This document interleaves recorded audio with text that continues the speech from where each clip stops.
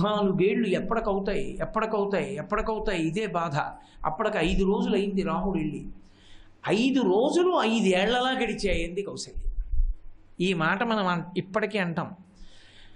3 రోజులు 3 ఏళ్లలా ఉందండి అంటాం. మనకి ఇష్టమైన వ్యక్తి దూరంగా ఉంటే, మనకి కష్టమైన వ్యక్తి వెళ్ళిపోయాడు అనుకోండి, అమ్మయ్యా అంటాం. సుఖదుఖములు రెండు మనసులోంచి వస్తాయి. శోకమును పొందుట, శోకమునకు దూరమగుట, కష్టము సుఖము. కాబట్టి 5 ఏళ్ళు అయినట్టుంది, ఇంకా 14 ఏళ్ళ అన్నాడు. అని కౌసల్య కౌసల్య అన్నాడు. ఆవిడ పాపం ఏడిచి పడుకుంది. కౌసల్య వింటూ ఉందనుకున్నాడు. అనుకుని ఇప్పుడు జ్ఞాపకానికి వచ్చింది కౌసల్య, నేను ఎందుకు రాముడు గురించి ఏడుస్తున్నానో, ఇలా ఎందుకు జరిగిందో అని తన చిన్ననాటి వృత్తాంతం చెప్పాడు. తను బాణం వేయడం, మునిబాలకుడి మీదగా మునిబాలకుడు చనిపోవడం, ఈ విశేషాలన్నీ చెప్పాడు. చెప్పి చచ్చిపోయాడు ఏడిచి. చిత్రం ఏమిటంటే ఆయన చెప్తున్నాడు, ఏడుస్తున్నాడు, చచ్చిపోతున్నాడని విన్నవాళ్ళు లేరు. అయోధ్యకాండలో దశరథ మరణం వింటే శోకానికి వశుడైపోయిన వాడి జీవితం ఇంత దుర్భరంగా వెళ్ళిపోతుందా అనిపిస్తుంది. చచ్చిపోయాడని కూడా తెలియదు. వందిమాగతులు వచ్చి మరునాడు రాజద్వారం బయట నిలబడి స్తోత్రం చేశారు రాజుగారికి. కదలిక లేదు. కౌసల్య లేచింది. మహారాజా వందిమాగతులు వచ్చారు, ఇంత స్తోత్రం చేస్తున్నారు, లేవరే అని కనిపింది. కొయ్యబారిపోయి ఉన్నాడు. అప్పుడు ఏడిచారు, తైలద్రోణిలో పెట్టారు శరీరాన్ని. ఆఖరికి ఏమిటి, కొడుకు కూడా దగ్గర లేడు. లేకపోతే భరతుడిని తీసుకురావడం కోసం తైలద్రోణిలో ఉంచారు శరీరాన్ని. ఉంచి వశిష్ఠ మహర్షి కబురు చేశారు భరతుడిని రమ్మని. కాబట్టి శోకము, నేను అందుకే మీతో అన్నది, శోకము తాను చచ్చిపోయేటట్టయినా చేస్తుంది. అది ప్రమాదమే. శోకము వలన తాను చచ్చిపోతాడు, లేదా శోకము ఇంకోడిని చంపేస్తాననేటట్టు చేస్తుంది. ఈ రెండూ ప్రమాదహేతువులే. అందుకే అతిగా శోకానికి వశపడవద్దు రామాయణము యొక్క సందేశం. అదే శ్రీరామాయణంలో, అదే ఇక్ష్వాకు వంశంలో అపారమైన కర్తవ్యతానిష్ట కలిగినటువంటి మహాపురుషులు ఉదయించారు. మహానుభావుడు సగర చక్రవర్తికి లేక లేక లేక లేక ఎంతో తపస్సు చేస్తే హిమాలయ పర్వతాల మీదకి వెళ్ళి మహర్షి యొక్క అనుగ్రహం చేత పుట్టినటువంటి కొడుకు అసమంజసుడు. ఆ అసమంజసుడు మహారాజుకి తెలియలేదు. ప్రతిరోజు సాయంకాలం ఆడుకుంటానని సరయూ నది ఒడ్డుకి వెళ్ళేవాడు. పిల్లలందరినీ పిలిచేవాడు. పిలిచి ఆ పిల్లలతో ఆడుకుంటూ ఆ పిల్లల్ని పట్టుకుని ఎత్తి సరయూ నదిలోకి విసిరేసేవాడు. వాళ్ళ ఆ నదిలో కొట్టుకుపోతూ పెద్ద పెద్ద అరుపులు అరుస్తూ ఏడుస్తుంటే తాను ఒడ్డును నిలబడి నవ్వుతూ సంతోషించేవాడు. కొంతమంది పిల్లలు కొట్టుకుపోయారు, కొంతమంది పిల్లలు ఒడ్డుకొచ్చారు. రాజుగారి కొడుకు లేక పుట్టాడని ఉపేక్షించారు. కానీ కొంతమంది పిల్లలు మరణించాక రాజుకి సమాచారం అందింది. ఏవం పాప సమాచార సజ్జన ప్రతిబాధక పౌరాణమిహతోయుక్తో పుత్రో నిర్వాసిత పురాత్ అన్నారు మహర్షి బాలకాండలో. ఎప్పుడైతే తన కొడుకు రాజ్యంలో ఉన్నటువంటి ఇతరుల పిల్లల్ని సరయూ నదిలోకి విసిరేసి సంతోషిస్తున్నాడని మహారాజుకి తెలిసిందో, లేక పుట్టిన కొడుకని కూడా చూడలేదు. నీకు దేశ బహిష్కారం విధిస్తున్నాను, వెళ్ళిపో రాజ్యం నుంచి అన్నాడు. అని పంపించేశాడు. కర్తవ్యతానిష్ట. సింహాసనం మీద కూర్చుంటే పరిపాలకుడిగా తన కర్తవ్యమేమిటో తాను చేశానా, అదొక్కటే. ఇప్పుడు సగర చక్రవర్తి బెంగపెట్టుకోలేదు, బాధపడలేదు. నేను నా కర్తవ్యం చేశానా లేదా, వాడు ఉండవలసినట్లు వాడు లేడు, నేను ప్రేమతో వాడిని అక్కున చేర్చుకుంటే నేను రాచరికానికి తగిన వాడను కాను, అందుకే నేను వాడిని దేశ బహిష్కారం వేస్తున్నానన్నాడు. కొడుకుని పంపించేశాడు. అసమంజసుడిని పంపించి అసమంజసుడి కొడుకు అంశుమంతుణ్ణి తన దగ్గర ఉంచుకున్నాడు. అంతటి కర్తవ్యత నిష్ట కలిగిన మహాత్ములు ఉదయించారు. ఎక్కడుంటుందంటే విచిత్రం, శోకానికి వశుడైపోవడం ఒకెత్తు. శోకానికి నువ్వు వశుడవైపోతున్నావని ఎవరైనా చెప్పినప్పుడు వెంటనే జాగ్రత్త పడి పరమ ప్రమాదకరమైన దాంట్లోకి వెళ్ళిపోతున్నానని బయటికి వచ్చేయడం ఒకెత్తు. శోకమునకు వశుడు కావడం తప్పు కాదు, ఎందుకంటే తనకి తెలిసి వశుడవడం. వశుడైపోతున్నా శోకించవద్దు అని చెప్పారనుకోండి, శోకించకుండా ఉండగలగాలి. అసలు నేను ఒక మాట మీతో చెప్పవలసి వస్తే, సమస్త శాస్త్రముల యొక్క హితోపదేశము శోకించవద్దు. భగవద్గీతలో అర్జునుడికి కృష్ణ పరమాత్మ చెప్పింది ఏమిటి? ఎందుకయా ఏడుస్తావు, ఏడవద్దు అని కదా ఆయన చెప్పినా అదే చెప్పాడు. అందుకని రామచంద్రమూర్తి అంతటి వారు కూడా రామాయణంలో ఈ శోకానికి వశుడయ్యాడు. ఒకప్పుడు దశరథ మహారాజు గారు చచ్చిపోయాడని వార్త వచ్చింది అరణ్యంలో ఉండగా. ఏడిచాడు, కానీ శోకమునకు వశుడు కాలేదు. అందుకే కర్తవ్యం చేశాడు. జలాంజలులు ఇస్తున్నాను అన్నాడు. వెంటనే నీళ్లు పట్టుకుని ఉదకతర్పణం చేశాడు. తను ఏది తింటున్నాడో దానితో తద్దినం పెట్టాలి. తను గారపిండి తింటున్నాడు, అందుకని గారపిండి ముద్దలతో తద్దినం పెట్టాడు తండ్రికి. ఎక్కడ శోకానికి వశుడైపోయాడో తెలుసా? దేవతలు పెట్టిన పరీక్ష. రాజ్యం పోయింది, శోకమునకు వశుడు కాలేదు. తండ్రి చనిపోయాడు, శోకమునకు వశుడు కాలేదు. ఏం చేస్తే శోకానికి వశుడైపోతాడు? 13 ఏళ్ళు అయిపోతున్నాయి, వెనక్కి తిరిగి వచ్చేస్తాడు. ధర్మమూర్తి. రావణ సంహారం ఎలా అవుతుంది? రాముడికి కోపం రావాలంటే, రాముడు అదుపు తప్పిపోవాలంటే ఏం చేస్తే జరుగుతుంది? ఏ కారణానికి కోపం పట్టుకుంటాడు అన్నది చూడాలనుకున్నారు. సీతమ్మ జోలికెడితే వాళ్ళకు అనుమానం వచ్చింది, అందుకు పంపించారు కాకాసురుణ్ణి. యథార్థంగా అదే జరిగింది అరణ్యకాండలో.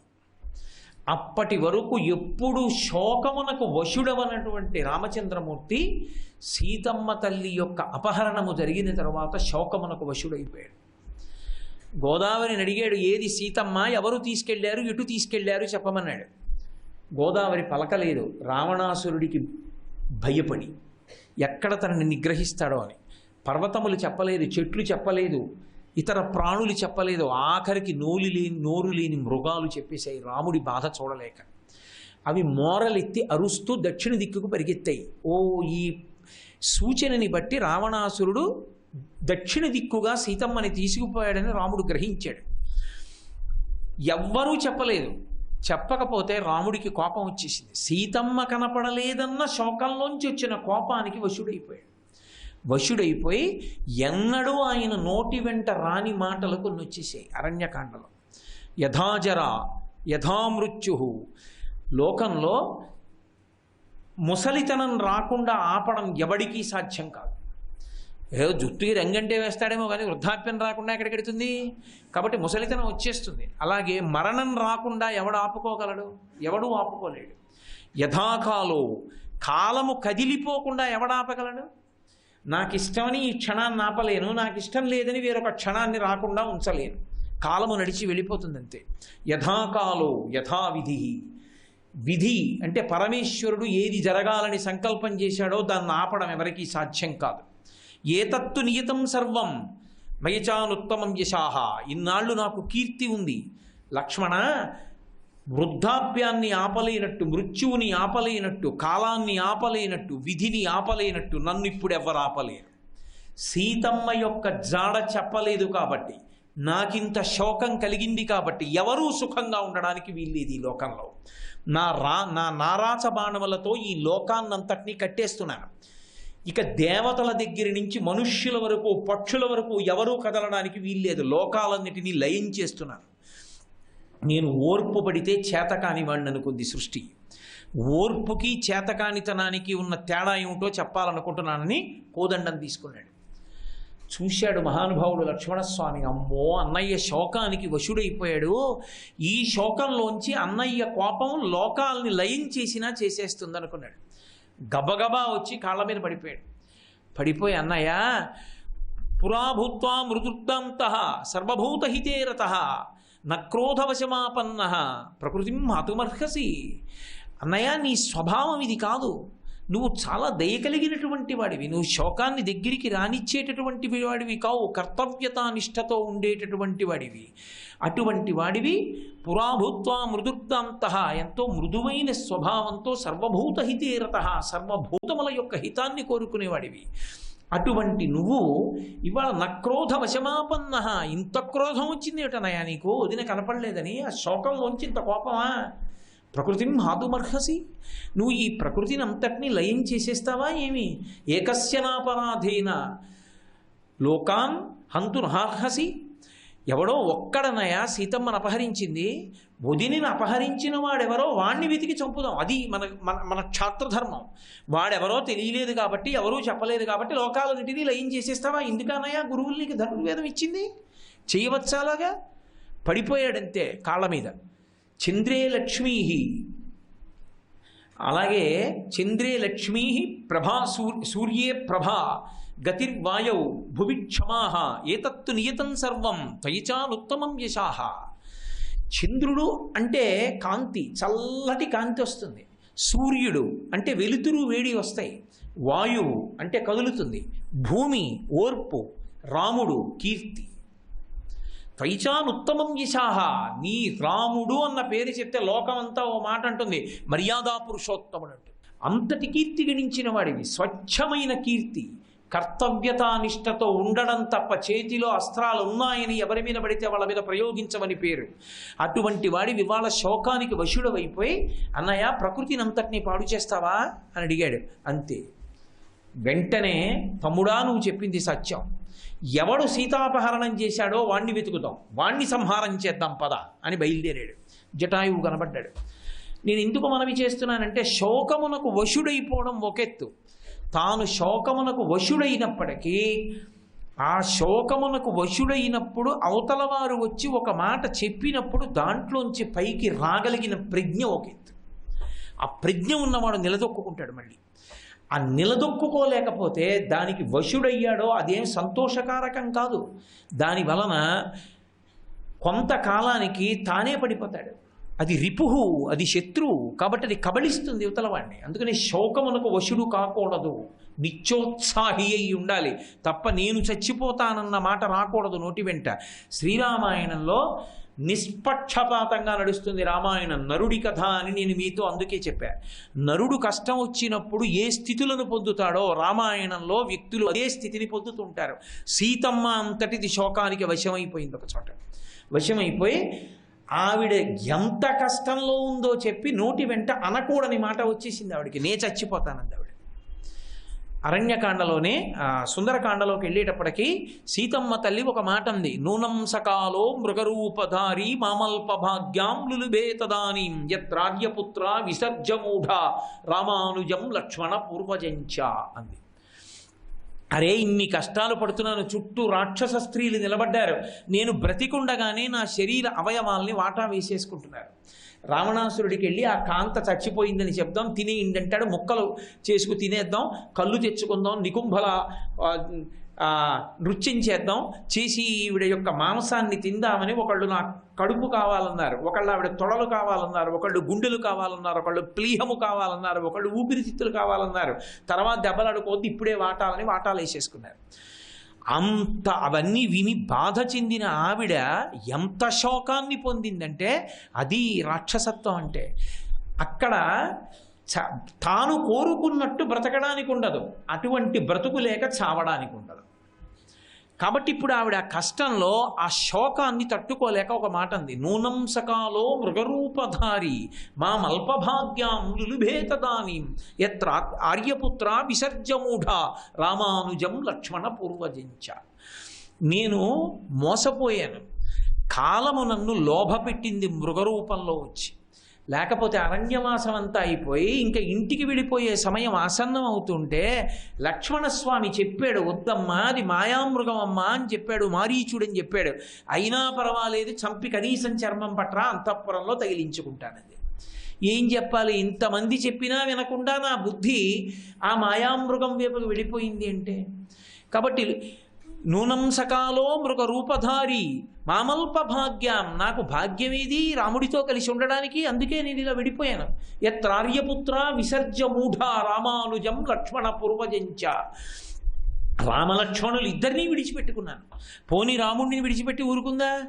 తీరా పర్ణశాలలోకి వచ్చిన తర్వాత రాముడి కంఠంతో మారీచు నడిచాడని లక్ష్మణస్వామిని పంపించేసి, లక్ష్మణస్వామిని పంపించేయడం వల్ల రావణాసురుడు అపహరించి తెచ్చాడు. కాలము మృగరూపంలో వచ్చి నన్ను లోభపెట్టి ఇంతటి శోకానికి గురి చేసింది. ఒక్క తప్పు ఎంత పని చేసింది? తను చేసిన ఒకే ఒక్క తప్పు, ఒకే ఒక్క కోరిక. మహాతల్లి అంతకాలం ఒక్కటి రాముడిని అడిగింది లేదు. బాలేన రమతే సీతా బాలచంద్ర నిభానన రామ రామే గదీనాత్మ విజనేపి వనీసతి అని అరణ్యంలో కూడా రాముడితో కలిసి సంతోషంగా అయోధ్యలో ఉన్నట్టుంది తప్ప ఒక్కటి అడిగింది లేదు. ఆవిడ అడిగిందా? ఒక్క మృగాన్ని అడిగింది, కాంచన మృగాన్ని. ఇన్నాళ్ళు అడగని దాన్ని ఆ మృగాన్ని అడగడం ఏమిటి? వద్దు వద్దు అంటున్నా పట్టుపట్టడం ఏమిటి? పట్టు పట్టినందుకు నేను చేసిన తప్పుకి ఇదిగో ఇంత ప్రారంధం అనుభవిస్తున్నాను, ఆఖరికి నాకు ఇంకా బ్రతకాలని లేదు అని ఆవిడంది. ఆ కోపం వచ్చేస్తే శోకంలోంచి ఎంత మాటైనా వస్తుంది. ఆవిడంది, ఇంతకాలం నుంచి నేను నియమస్య ధర్మే పతివ్రతాత్వం విఫలం మమేదం కృతం కృతఘ్నేశ్వ మానుషాణం అంది. కృతఘ్నుడైన వాడికి ఉపకారం చేస్తే వాడు మరిచిపోయినట్టుగా, రాముణ్ణి ఉపాసన చేస్తూ నా భర్తయే నా దైవమని చెప్పి నియమాలు పాటిస్తూ భూమి మీద పడుకుని ఏక జటతో ఇంతకాలం నుంచి తపస్సు చేశాను, రాముడు అనుగ్రహించలేదు, రాలేదు. కృతఘ్నేశ్వ మానుషాణం, కృతఘ్నుడికి ఉపకారం చేసినట్టు రాముడి గురించి నేను చేసిన ఉపాసన అంతా నశించిపోయింది, కాబట్టి నేనుండను అంది. అని శోకము ఎక్కడికి వెళ్ళిపోయిందంటే నే చచ్చిపోతాను అన్నాడు. సరే, కారణం ఏదవనివ్వండి, ఆవిడ చనిపోతానని నిర్ణయం తీసేసుకుని, చచ్చిపోవడానికి ఏముంది అక్కడ, వాడేం కత్తి ఇవ్వడు, కంప ఇవ్వడు చావడానికి. ఎందుకంటే ఆవిడ చావడం వాడికి ఇష్టం ఉండదు. ఎక్కడ విపరీత కామం ఉందో ఆ వస్తువుని వదులుకోవడానికి వాడు ఇష్టపడ్డాడు, అందుకని ఆవిడని చావనివ్వడు. అందుకే ఆవిడ చేసేది లేక ఉద్బధ్యవేణ్యుద్గ్రధనైన శీఘ్ర అహంగమిష్యామి యమస్య మూలం అని, నేను యమస్థానానికి వెళ్ళిపోతున్నానని చెప్పి శాఖాగృహీత్వాథ నగస్యతస్య, అక్కడ ఉన్నటువంటి పూచిన శిశుపావృక్షపు కొమ్మని కిందకి లాగి తన జటనే తీసి ఉరిపోసేసుకుని కంఠం చుట్టూ తిప్పేసుకుని ఆ కొమ్మ కట్టేసింది. అంటే ఇప్పుడు కొమ్మ పైకి లేచిపోతే దానికి వేలాడిపోయి శరీరం వదిలిపెట్టేస్తారు. ఇంత ఉరిపోసేసుకుంటూ ఉంటే ఆవిడికి దైవానుగ్రహం ఉన్నది కనుక ఎక్కడో ఆవిడ చేసిన ఉపాసన ఫలించాలి. నరుడి కథగా విన్నప్పుడు అలాగే చెప్పవలసి ఉంటుంది. మహాపతివ్రత కాబట్టి ఆవిడ పాతివ్రత్యం ఎక్కడికి పోతుంది, ఆవిడని రక్షించాలి. అందుకే హనుమ కూడా మాట్లాడక ముందే ఆవిడకు శకునం కనపడింది. ఆవిడ యొక్క కన్ను, ఎడం కన్ను అదిరింది. తస్యాశుభం వామమరాళపక్ష్మ రాజీవృతం కృష్ణ విశాల శుక్లం ప్రసందతైకం నయనం సుకేస్య మీనాహతం పద్మమివాభితామ్రం అన్నారు మహర్షి. ఆమె ఎడమకన్ను ఎదిరితే ఎడమకన్ను ఎదిరింది అని చెప్పలేదు మహర్షి. ఎక్కడో మంచి సరోవరం నిండా నీళ్లు, ఆ సరోవరంలో ఓ తామర పువ్వు, లోపలికి కాడ ఉంది, ఆ నీటి మీదకి పువ్వు ఉంది. ఇప్పుడు నీటి మీద పువ్వు ఉండి నీటి లోపలికి కాడ ఉంటే కాడ కనపడదు, పువ్వు కనపడుతుంది. ఈ నీటి లోపల ఉన్న కాడ పక్కకి అటుగా ప్రయాణిస్తూ వచ్చినటువంటి ఒక చేప నిలబడి మళ్ళీ వెళ్ళిపోయేటప్పుడు తోక ఇలా ఊపితే, ఆ ఊపిన తోక కాడని తగిలితే, ఆ కాడ మీద ఉన్న పువ్వు కదిలితే ఎంత అందంగా కదులుతుందో అమ్మవారి కన్నంత అందంగా కదిలిందన్నారు. తస్యాశుభం వామమరాళపక్ష్మ రాజీవృతం కృష్ణ విశాల శుక్లం ప్రసందతైకం నయనం సుకేస్య మీనాహతం పద్మమివాభితామ్రం. సరే, మహానుభావుడు స్వామి హనుమ పైన ఉన్నారు కాబట్టి వెంటనే రామకథ చెప్పి ఆవిడికి మళ్ళీ జీవితం మీద ఆశ చిగురింపచేశారు. ఆమె పాతివ్రత్యం ఆవిడ్ని కాపాడి. శోకమునకు బాగా వశుడైపోయాడా, ఎంతటి వాడు కూడా నే చచ్చిపోతానంటాడు. ఏ సామాన్యులం లేదు రామాయణంలో ఈ మాట. సీతమ్మ అంతటిదంది. సీతమ్మ కాదు, స్వామి హనుమన్నారు. అది విచిత్రం. ఎవరు? మనోజవం మారుతతుల్య వేగం జితేంద్రియం బుద్ధిమతాం వరిష్టం వాతాత్మజం వానరయూధముఖ్యం శ్రీరామదూతం శిరసానమామి రామాయణ మహామాల రత్నం వందే అనిలాత్మజం. అటువంటి వాడు నే చచ్చిపోతానన్నాడు ఆయన కూడా. ఎక్కడ? తీరా వెళ్ళారు, లంకాపట్టణం అంతా వెతికేశారు. చతురంగుళమత్రోపి నావకాశస్య విద్యతే రావణాంత పురే తస్మిన్ యంకపిర్న జగాయ సహా అన్నారు. 4 అంగుళాలు విడిచిపెట్టకుండా లంకాపట్టణం అంతా వెతికేశారు. ఎక్కడా కనపడలేదు సీతమ్మ. కాబట్టి సీతమ్మ ఇక్కడ లేదు. బహుశా సీతమ్మని తీసుకొచ్చేటప్పుడు చనిపోయి ఉంటుంది, సముద్రంలో పడిపోయి. లేకపోతే రాక్షస స్త్రీలు తినేసి ఉంటారు అనుకున్నారు. అనుకుని చిచి ఇంకా తిరిగి వెళ్ళడం అనవసరం, నీ చచ్చిపోతానన్నారు అని. అందుకు చదువుతారు. సుందరకాండ వినడానికి, సుందరకాండ పారాయణ చెయ్యడానికి ఏ కారణానికి చేస్తారో తెలుసా? ఈ శ్లోకం కోసమే చేస్తారు. పారాయణలో ఈ శ్లోకం వచ్చినప్పుడు ఈ శ్లోకం చదువుకుంటే అప్పటి వరకు ఏ కష్టం చేత కుంగిపోతున్నాడో ఆ కష్టానికి విరుగుడు కూడా మనసులోనే ప్రచోదనం అవుతుంది. అందుకు చదువుతారు సుందరకాండ. అసలు ఆయువు పట్టు ఈ శ్లోకమే. అనిర్వేద శ్రియోమూలం అనిర్వేద పరం సుఖం అనిర్వేదో హి సతతం సర్వార్థేషు ప్రవర్తక కరోతి సఫలం జన్మో కర్మ యత్తత్ కరోతి సహ తస్మాద్ అనిర్వేద కృతం యత్నం చేష్టేహిముత్తమం అన్నారు.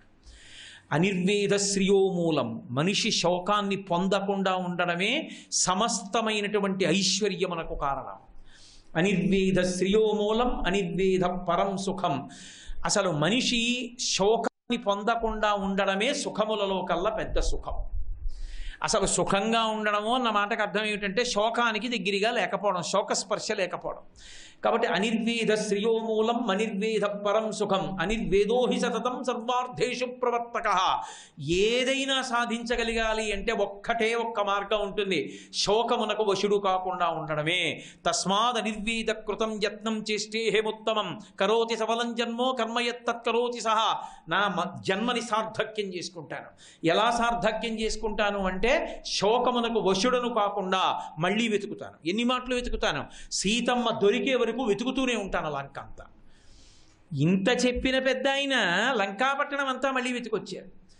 మళ్ళీ వెతికేసి లంక అంతా వెతికేశాను, సీతమ్మ కనపడలేదు, కూర్చున్నారు. ఒక్కసారి శోకమన్నది మనసులోకి రావాలి, కానీ ఎంత వికృతంగా ఎంత విచిత్రంగా ఆలోచనలు మారిపోతాయో చూడండి. ఇంతటి బుద్ధిమతాం వరిష్టం, ఇంతటి మహానుభావుడు తాను సంకల్పం చేస్తే చిటికిన వేలుతో లంకనంతటినీ నాశనం చేయగలిగిన మహాపురుషుడు ఆయన అనుకున్నారు, సీతమ్మని రావణాసురుడు తీసుకుని వచ్చేటప్పుడు బహుశः పెనుగులాడ్డంలో ఆమె అదుపు తప్పి కింద పడిపోయి సముద్రంలో పడిపోతే జలచరములు తినేసి ఉంటాయి. లేకపోతే అంత వేగంగా పుష్పక విమానంలో తీసుకొస్తూ వెనక రామబాణములు పడతాయేమోనని భయపడినటువంటి రావణాసురుడు సీతమ్మని పుష్పక తీసుకొస్తున్నప్పుడు, వేగంగా తీసుకొస్తున్నప్పుడు ఆమె ఆ వేగంతో సముద్రాన్ని వంక చూసి కళ్ళు తిరిగి కింద పడి మరణించి ఉంటుంది. లేదా రావణాసురుడు సీతమ్మని అపహరించి తీసుకుని వచ్చిన తరువాత రావణాసురుడు నిర్బంధించిన కారణం చేత ఇక జీవితం మీద ఇచ్చలేక శరీరాన్ని విడిచిపెట్టి ఉంటుంది. లేదా ఎంతకాలం ఈ కష్టాలు పడతామని రావణాసురుడి యొక్క భోగమునకు అంగీకరించేసిందేమో. ఏ మహానుభావుడు అవ్యక్తరేఖామివ చంద్రరేఖాం పంశుప్రసిద్ధామివ హేమరేఖాం క్షతప్రరూఢామివ బాణరేఖాం వాయుప్రభిన్నామివ మేఘరేఖాం ఉష్ణార్థితాం సానుసృతాస్రకంఠీం పురావరార్హోత్తమ నిష్కంఠీం సుజాతపక్ష్మామభిరక్తకంఠీం వనీప్రవృత్తామివ నీలకంఠీం అన్నారు వెతుకుతున్నప్పుడు. మా తల్లి సీతమ్మ వీళ్ళందరూ పడుకున్నట్టు పడుకోదు, ఏడుస్తూ ఉంటుంది. మా అమ్మ కన్నుల వెంట బాష్పధారలు పడుతుంటాయి. ఉష్ణార్థితాం సాను శృతాస్రకంఠీం, వేడి కంటి నీరు పడి ఆమె వక్షస్థలం తడిసిపోయి ఉంటుంది అని ఊహించినటువంటి హనుమ రావణాసురుడితో ఆమె ఆయన చేసిన ప్రతిపాదనను అంగీకరించిందేమో. లేక ఒక్కనాటికటువంటి పని నా తల్లి చెయ్యదు కనుక, అంగీకరించలేదు కనుక క్రోధం వచ్చినటువంటి రాక్షస స్త్రీలు ఆమెని సంహరించి తినేశారేమో. లేక ఆమెయే ఆత్మహత్య చేసుకుందేమో. లేక రావణాసురుడే ఆమెని చంపేశాడేమో. కాబట్టి ఇప్పుడు సీతమ్మ కనపడలేదు. నేను వెనక్కి వెళ్ళి సీతమ్మ కనపడలేదన్న మాట రామచంద్రమూర్తికి చెప్పగానే రామచంద్రమూర్తి ప్రాణం విడిచిపెడతాడు. ఆ వెనక లక్ష్మణుడు, ఆ వెనక భరతుడు, ఆ వెనక శత్రుఘ్నుడు, ఆ వెనక కౌసల్య, ఆ వెనక సుమిత్ర, ఆ వెనక కైకేయి, ఆ వెనక కోసల రాజ్యం అంతా. ఇది తెలిసి మాట నిలబెట్టుకోలేకపోయానని సుగ్రీవుడు చచ్చిపోతాడు. సుగ్రీవుడు చచ్చిపోతే తారతో రుమతో అంగదుడి తర్వాత వానర ప్రముఖులందరూ కూడా కొండల మించి దూకి సముద్రంలో పడి చచ్చిపోతారు. మిగిలిన వానర వీరులందరూ అగ్నిహోత్రంలో దూకేస్తారు, విషం పుచ్చేసుకుంటారు, బాణాలతో గుచ్చేసుకుంటారు.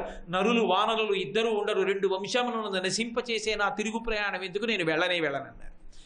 తన చావు కాదు, ఎంతమంది చావు ఊహించారు. ఇంత బుద్ధిమతాం వరిష్టం. సీతమ్మ కనపడలేదన్న శోకం ఒక్కసారి వశుడైపోతే అసలు ఆ నిరాశావాదానికి అంతు లేకుండా వెళ్ళిపోయిందంతే. ఇంతమంది చచ్చిపోతారన్నారంతే. ఇంతమంది చచ్చిపోతారు, నేను వెళ్ళను. ఏం చేస్తాను? హస్తాదానో ముఖాదానో నీతో వృక్షమూలిక వానప్రస్థో గమిష్యామి హదృష్ట్వా జనకాత్మజాం. సీతమ్మ కనపడిందా? కనపడుతుంది. కనపడలేదా? ఇలాగే కూర్చుంటాను. చేతిలో పడిందా? తింటాను. లేదా ఊరుకుంటాను.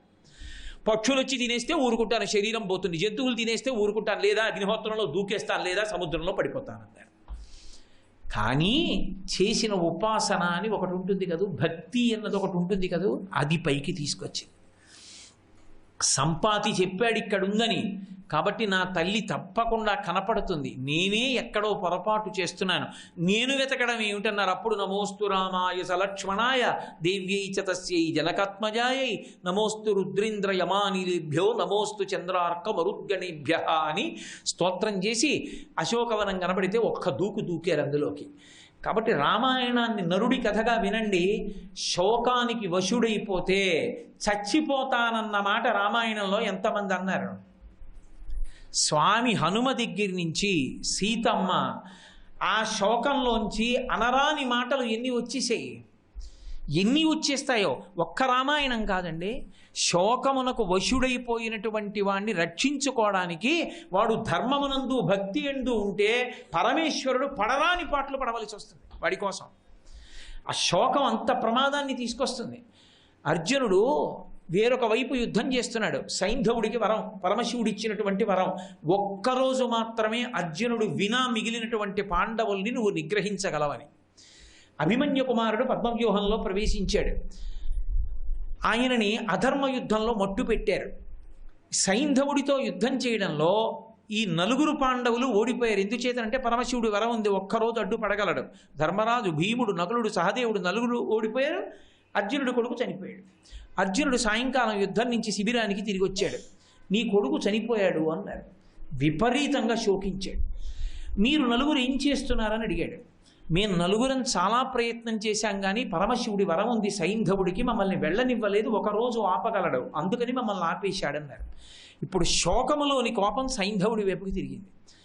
తొందరపడి వైరివీరులందరూ నిలబడి ఉండగా ప్రతిజ్ఞ చేశాడు. రేపటి సూర్యాస్తమయానికి సైంధవుడి తల తరగకపోతే నేను చితి మీద నా శరీరాన్ని పెట్టి కాల్చేసేసుకుంటానన్నాడు. అన్న అర్జునుడు పడుకున్నాడు. నిద్రపోనివాడు కృష్ణ పరమాత్మ. శ్రీ ఉమామహేశ్వర పరబ్రహ్మార్పణమస్తు. స్వస్తి.